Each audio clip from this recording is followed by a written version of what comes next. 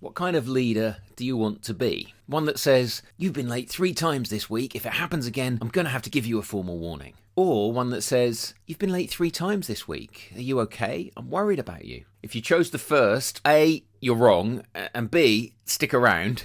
I'll prove it to you. Because leading with empathy doesn't just make you feel better as a human, there are hard-edged business reasons too. Half of the leadership story is about getting stuff done, and we like it because it's easy to track and it's usually what our bosses and businesses focus on. I love talking about productivity, the 80-20 rule, building your career by getting stuff done that really makes a difference. If you like the sound of all that, by the way, you really should subscribe. I talk about it loads. But the trouble is, it's only half the leadership story.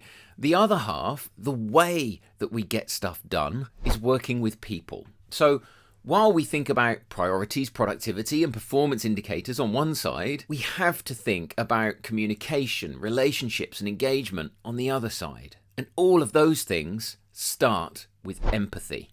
Leading with empathy isn't an option. You need to do it to do the other half of the job. Well, I suppose you can try to lead without empathy. I can think of 1 or 2 bosses I've had, and I bet you can too. But did you trust and respect them? Would you go the extra mile for them? Or would you just punch your clock, do the minimum, and try to stay out of their way?